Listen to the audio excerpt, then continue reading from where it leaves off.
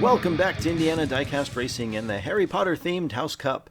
Today we've got Groups 7 and 8 of Round 3. In Group 7, Sinister Seth, the final remaining driver for Bubblehead Racing, is driving a Bentley Continental GT3 for Slytherin. Seth fought for second in a very close Round 1 group behind Rubius, then smashed his group in Round 2, putting up 14 points. For Gryffindor, Rufus Lyder is driving an Aston Martin 177. Rufus took second behind Tommy Toots in Round 1, then advanced past Round 2 facing Grey Wizard and Dale in a three-way runoff. Representing the first of 3 Monster Motorsports drivers in Round 3, Endhouse Ravenclaw, Nearly Headless Nick is driving a Jaguar F-Type. Sir Nicholas edged out Joey Slow for the win in Round 1, then edged out Flip for the win in Round 2. In one of only 2 remaining entries for Jack, John, and Katie Racing, Katie is back in her popped Jaguar F-Type for Hufflepuff. Katie put up a perfect 16 in Round 1, then finished a point behind Old Sarge in Round 2. She's won 5 laps. Sinister Seth and Rufus Lyder start us off up front, Nearly Headless Nick and Katie in the back. The group starts off evenly, and Seth claims the initial lead. Nick chases Seth into the triangle, but Seth is like Iceman, no mistakes. Rufus comes rolling in for third, and it seems Katie was taken out by the Whomping Willow. Katie spins and just loses too much speed, coming to a stop in turn 2. Once again, Slytherin takes lap 1.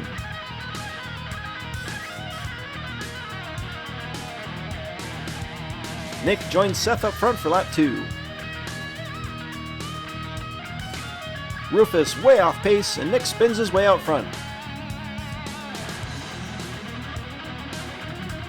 Nick well ahead in reverse, and the pole position driver will win again. This time Rufus stalls in turn 3 for a DNF. Sinister Seth and Nearly Headless Nick quickly running away with Group 7. The F-types of Katie and Sir Nick up front, Rufus and Seth in the back. Nick and Seth clearly with the faster cars, they may put an end to the competition right here. Seth makes the pass on the inside and finally clears Nick in the triangle. Lap 3 is Seth, Nick, Katie, and something definitely wrong with Rufus's Aston Martin as he's stalled once again in turn 3. Some great battling by the favorites on lap 3.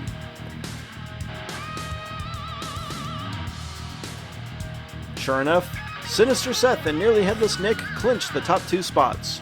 We'll run the final lap for house points only. Rufus and Katie will fight for third to get their house a 1-point consolation. Not surprisingly, Katie takes the lead as Rufus slides and blocks Seth. Nick looking for an opportunity to pass, but Katie will hold on to end her tournament with a win. Seth and Nick tie for the win. We'll see them in round 4.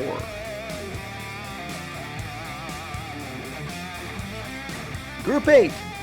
One of 2 remaining entries for Numbskull Racing, Numbskull is driving a Bentley Continental with some Super Slytherin wheels. Numbskull took second behind Nitro's XJ220 in round 1, then finished second behind Herb Parker's XJ220 in round 2. Speaking of XJs, from secondhand speed for House Gryffindor, Minerva is driving a Jaguar XJ220. After losing in round 1, Minerva fought to a most triumphant victory in the wildcard showdown. In round 2, she tied now-eliminated Bames John for the win of their group. Part of a still intact 2-car team, the Fuzz is from Tex 10 Racing and driving for Ravenclaw in a Jaguar F-Type Project 7.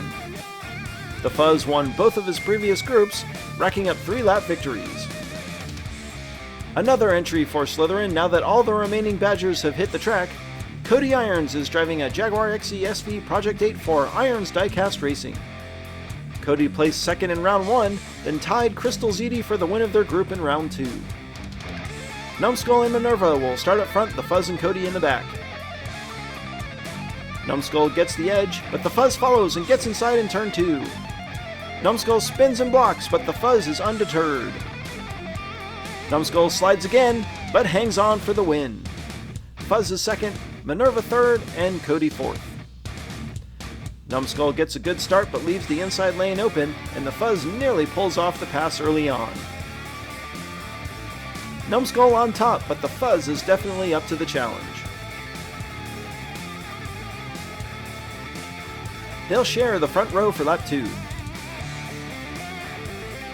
It's pretty close into one, and this time the Fuzz takes the lead as Numbskull nearly rolls in turn 2. Numbskull holding up the field as the Fuzz pulls away. The Fuzz wins easily, followed by Numbskull, Minerva, and Cody. Numbskull goes way high into turn 2, but uses his undercar magnets to stay glued to the track.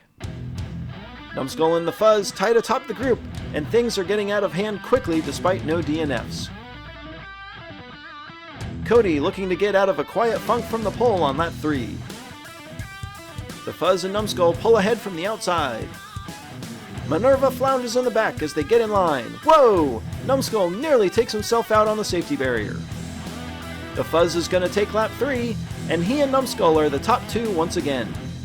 Numbskull exits turn 3 awkwardly and gets, air quotes, saved by the safety barrier. Well, for the second time today, this one's over before we even run the 4th lap. Minerva and Cody up front for their final lap, neither having finished better than 3rd all day so far.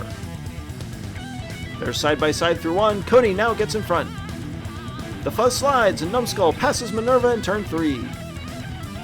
Cody gets on the wall, but he'll also manage a win on his final lap. Minerva suffers the only DNF. I wonder if she's been wearing a tire down since the wildcard showdown. The Fuzz gets sideways out of 2, blocking Minerva and allowing Numbskull to make the pass to earn Slytherin another point. The Fuzz and Numbskull win big, and Minerva's comeback run comes to an end. A rough day for Gryffindor and Hufflepuff, who both fall further behind. Things starting to stack in favor of Slytherin and Ravenclaw next round. All remaining round 3 drivers are either Slytherin or Gryffindor. Congratulations to Numbskull, Sinister Seth, the Fuzz, and Nearly Headless Nick. This has been Jim D for Indiana Diecast Racing. Be sure to check in next time for more slightly above mediocre diecast racing and the continuing 3rd round action of the House Cup.